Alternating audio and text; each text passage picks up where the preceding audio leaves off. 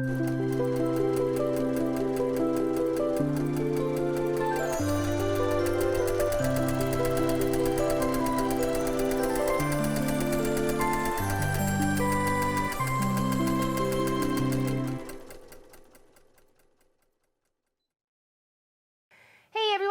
to Weekend Project. I'm Laura Lynn of the Mom and Pop Quilt Shop, and we're very happy to see you here today. Today, I'm going to show you how I use my Accuquilt cutter Studio 2. Pop got this for me in 2018, I believe. I think it was at Christmas of 2018, and I have lots of die cuts to go with it. So here's just an example of, here is a half square triangle. It says half square, 3 inches finished triangle.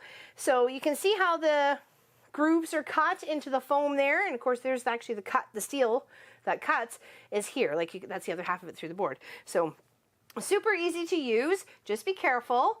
I find it a great way to use fabric that you maybe thought you never would. It's easy to get cut, it's be able to finish it, sort it, and then there's really no trimming involved when it comes to the end of it. The ruler, or the cutter that I'm going to be using today, is called a 1/4 square. 6-inch finished triangle, but I'm only using as a half square triangle for this project, and it's going to end up being a 4.5 by 4.5 when finished. Okay, so here is the cutter I'm going to use. You can see it just like that. Okay, like that. So when I go and I measure about 1/4 inch past where the blade is going to sit over here, and 1/4 inch past where the blade is going to sit over here, and then that's the width I'm going to cut my fabric. So this would be 4 inches. I'd cut my fabric at 4 inches, 4.5 inches. So sorry, 4 or 4.25 inches. So if you want to give yourself a little extra, then you know that's okay to play with. So when you cut, you'll end up with little strips like this left over. So this is the width of fabric, and I put it through the cutter twice. I stretched out the center bit so it was another cut. This part here was one cut, pressed through, and then when I opened it up and pressed a few of them, that was another cut. So I got myself lots of triangles, and they're very precise. So there is a little bit of fabric left over, which you can easily send to the munchkins or use for scraps. Great way to use scraps and stuff like that. But you get a beautiful stack that you really don't have to trim up or square up when you get there, okay? So it's really lovely. So once I've measured my fabric and I have it cut, okay, I'm going to place it on the metal tray that it comes with, and you don't want to ever use this without the plexiglass. You can see mine is cut up all the bits because I've used it left, right, and crazy. It also tells you to sporadically, not sporadically, but twist it around so you're not always getting the same cut in the same place all the time. We do have a couple more trays. I'm just trying to get as much durability out of the trays as possible before I move on to the next ones that are nice and clean. But it still works, it's still thick, there's nothing wrong with it, so I'm still using it. So, all right, so what you're gonna do is you're gonna lay your fabric out. Hopefully you can, here, let me put it through this way so you can see it. Okay. Okay, you're going to lay your fabric out on top of it. Try and to utilize it as much as possible. Make sure you're covering both cut edges, okay? It's right there. You don't want to ever have your fabric just sitting right on the edge, because as it goes through the cutter, it may shift, and then you're going to miss out on a cut fabric. And make sure you're not using your salvage as any end parts to any of your other bits, okay? All right, so now that that's on there, put your, I'm going to twist it this way, okay? And I'm going to put my plexi right on top, and I'm going to feed it through the machine. So, okay, here. And see how it's turning the handle? So I can turn it and help it smoothly go all the way through, and it's cutting those triangles just like this out of the gray, okay? So once you get it all the way over, pull it all the way out, remove the tray top. I usually place it right here because it's nice and convenient to set it right back there. And there you got one triangle. This was just by the static, it's stuck to the plastic there. And then what you do is you just take the fabric off the template, the cutter there, and you have all your little stack of gray triangles. And you match those up with your red triangles, and you get yourself a little project. Okay, so then what I was doing, this was actually wide backing that I was using. So I opened it up again, and then laid it out again, trying to get as much as I could. I even scooted it down to utilize as much as the fabric, because I already got a bit of a curve here for that little press. So I just kind of laid it down on top of it. Okay. And of course, you can add a couple more layers of fabric if you like. I wouldn't go more than 6, just because you want a nice, smooth, even cut. And again, you're feeding it through the machine, got to give it a little push, and then once it starts to catch, you use the little roller, just like we had fun with Play-Doh days when we were kids. Okay.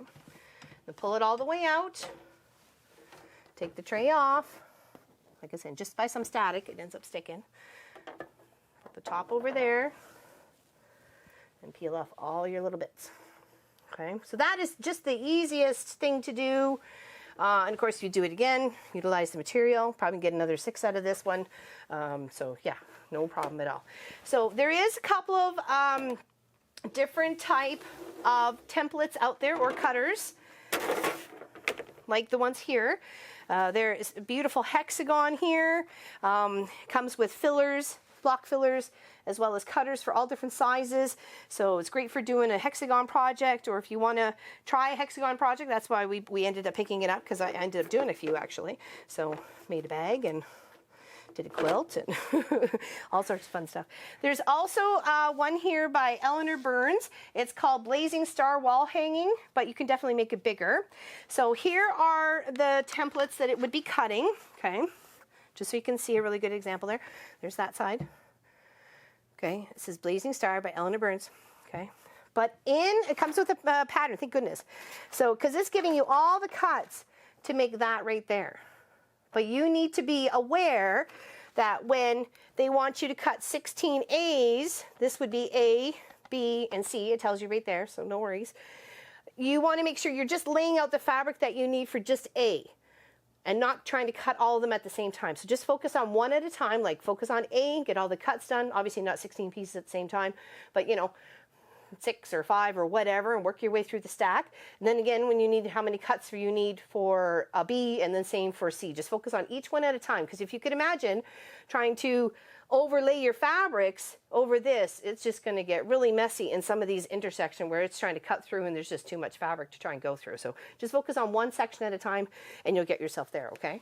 So we are going to be doing that, but it's going to be more of a Christmas project towards the end of the year. So keep an eye out for that. We'll be doing it on our live streams on Saturdays, okay?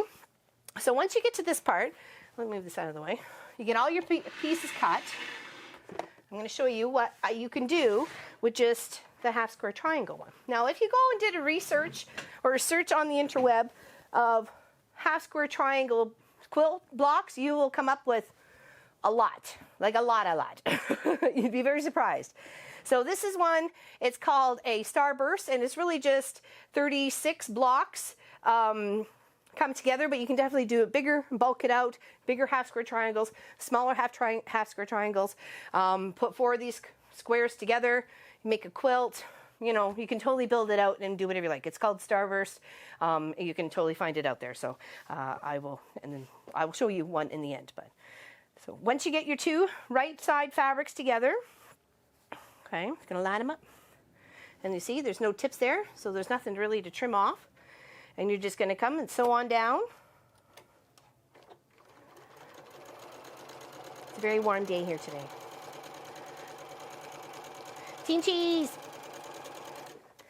And just feed them in one by one. Keep going. You end up with a nice big old train just like this. And then once you get them there, you're going to end up just trimming them up, separating them, giving them a press.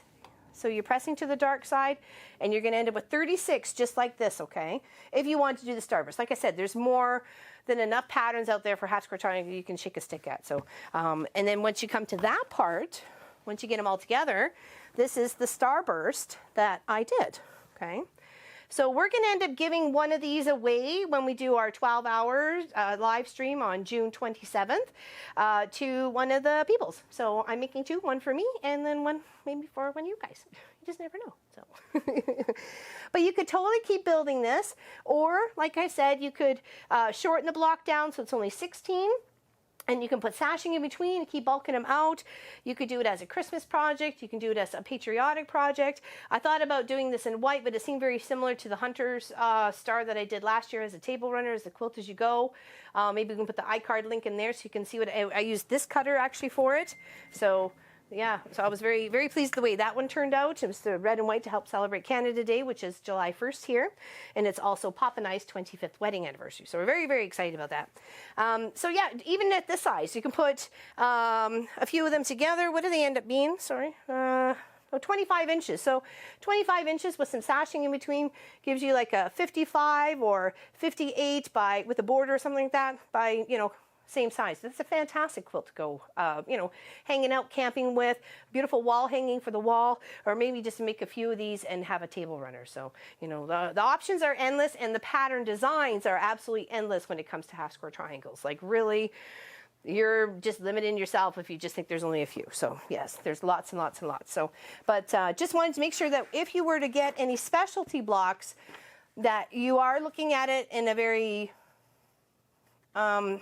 thoughtful manner of how to preserve and reserve your fabric and your machine, because you certainly don't want it banging up or jamming up under here and you can't get it out, or you know, that would not be good one.